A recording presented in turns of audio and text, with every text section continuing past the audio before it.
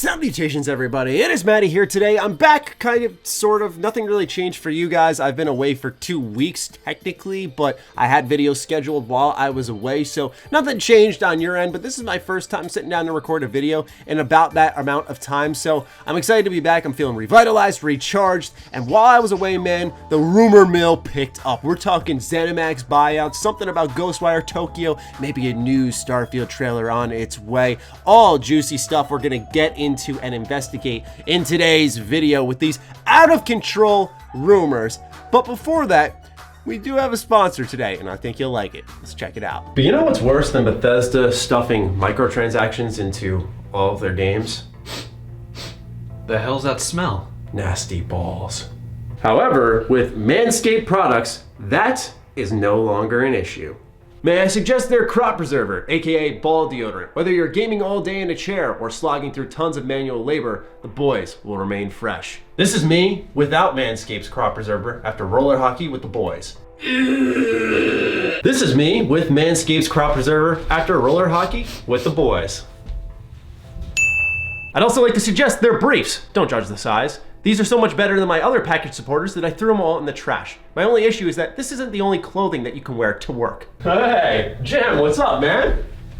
Bro, what the f***? Now, I've tested a lot of this stuff. Apologies for the mental image, but if any of these products interest you, then you can get 20% off your first order alongside free shipping with the code Maddie20. So go ahead, slam that in, make an order, and thank me later, by the way. This stuff is awesome. We hope you guys like that. We had a blast filming it. Anyway, Bethesda in Rockville, Maryland has a new hiring that we got to take a look at because I think we're getting a little Starfield this year, like I said in the previous video. So let's take a look at something on ZeniMax Jobs. It's a position for a video editor. Let's read the overview. Bethesda Game Studios is seeking an experienced, creative, and energetic video editor. The candidate should have a strong visual style with experience in video editing, motion graphics, video format standards, and basic live production. The ideal candidate would also have experience capturing compelling gameplay footage and editing it into exciting promotional videos. Candidates must also have the ability to work independently and within a team environment to edit gameplay sequences and trailers and produce marketing videos. So just like that, we know this position is naturally to create trailers, hype videos for their games. More interestingly, is this position is for Bethesda Game Studios Maryland, aka Todd Howard's team. Now, one of the mistakes that Bethesda had made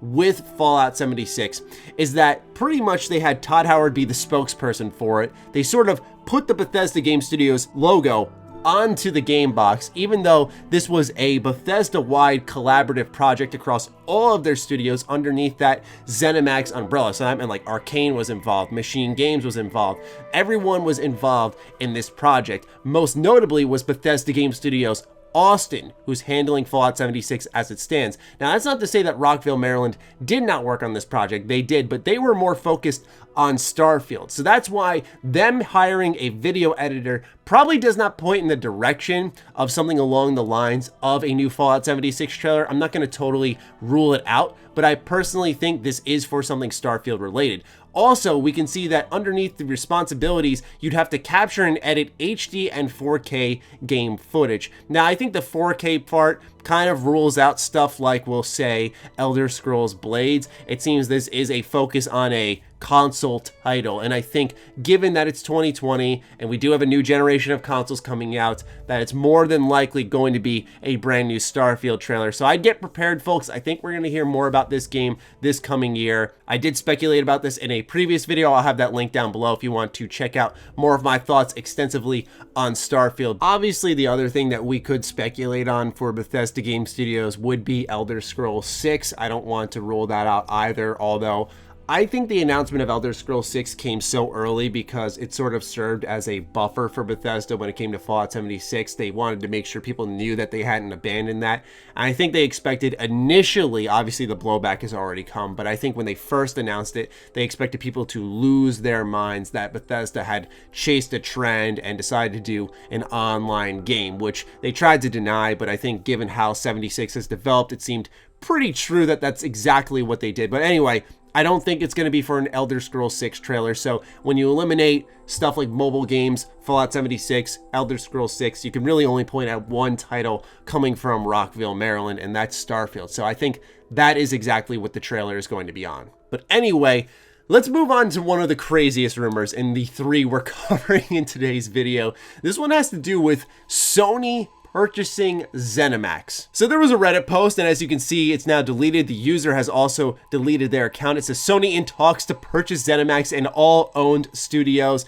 Essentially, the person was saying that Starfield got canned, and on top of that, that all hands were on deck for Elder Scrolls 6, and they were pushing for that in 2022. Also, that Fallout remakes were on the way. All stuff that, given Bethesda's current situation, outside of, I think, a Starfield cancellation, do seem plausible. I don't think Bethesda would ever logically give up on Starfield, however, just because it is their first new IP in, like, ever. It is insane how long it's been. So I think that's insanely exciting to them. I think that's why it could revitalize this company as a whole.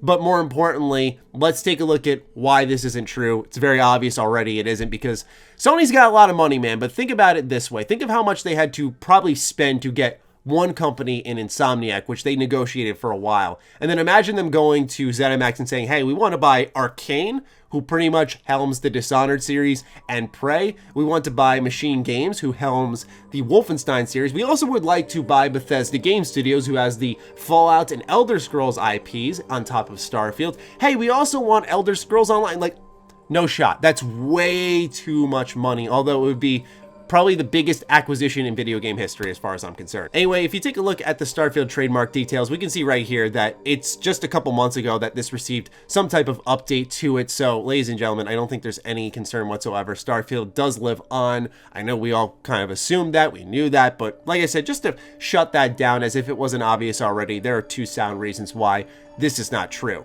Lastly is Ghostwire Tokyo. This is the spooky game coming from Tango Gameworks. It's their new IP, the one that was supposed to be headed up by Ikumi Nakamura before, in September of 2019, she had left the company out of complete nowhere despite all of her stardom and fame, which I think did indicate some problems either in development where heads were butting, or maybe that this project was not going anywhere. And it's possible that it could be in a bit of a standstill. Maybe they put it into stasis. Then again, we did not see any gameplay when it was revealed. It was just a cinematic trailer. If you look at some of the recent submissions for the trademarks for Ghostwire Tokyo, my boy Skullsy dug this up. He did all the research on this, so credit to him. Go check out his channel. Anyway, you can see that the last update for the Ghostwire Tokyo trademark was on August 27th of 2019. So long story short, and this is very standard for trademarks, Bethesda was told, hey, you have to give some type of update to this trademark within 6 months. You have 6 months to change something with it, whether it's updating the classifications or providing more information or renewing the trademark. You got to do something along those lines to keep this one afloat. And like I said, the last update was in August, which puts us at now we're 5 months in, and Bethesda has yet to update this trademark. And now they could do it within this month. They could do it next month. And just so you guys know that this isn't super uncommon, we're taking a look at Brink, which is still under the Bethesda name. And if you scroll down and look at the trademark events history, it pretty much documents everything that's happened with this trademark submission up until the latest submission, which is in 2016. Anyway, we go back to 2009 when this was first coming around. And just like what we saw with Ghostwire Tokyo, non-final action written, non-final action emailed, notification of non-final action emailed, suspension letter written. Like, we saw a similar sequence of events here as we did with Ghostwire Tokyo, but as we know, Brink did release, despite all of this stuff happening here with its trademark, it did end up seeing the light of day. You know, for some, sadly, for some, it was great.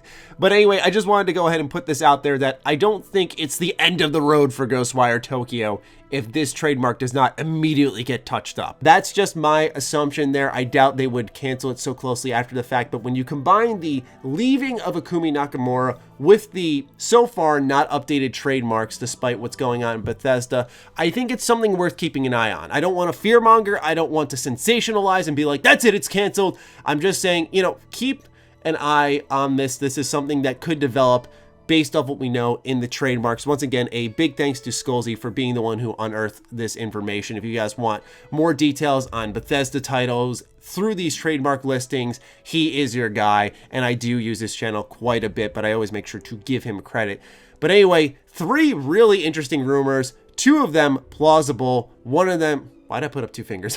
One of them is actually not true whatsoever. There's no way Sony's purchasing ZeniMax, but hey, if they did, I'll drink hot sauce on camera. Why did I do that? That's self-destructive. Anyway, ladies and gentlemen, I hope you enjoyed today's video. I do have to say that it's good to be back. I'm really excited for this year. We have some great games on the way. I think 2020 can be a strong year for Bethesda if they nail Wastelanders, Doom Eternal, and of course, Starfield. I think those 3 will maybe sound the comeback of Bethesda, but they really got to do a good job and keep their noses out of trouble. So we'll see how it goes. But anyway, ladies and gentlemen, thank you so much for your time today. Thank you so much for supporting me. Big thank you, of course, to the patrons who keep me afloat and continue to support me day in, day out. I appreciate each and every single one of you. And thank you to those of you who watched this far into the video. I love all of you as well. Be sure to follow me on Twitter, follow me on Instagram. Those links are in the description down below, along with my Patreon. Do consider supporting that as it fuels all the content I create here. Stay sexy, stay active. I love you all.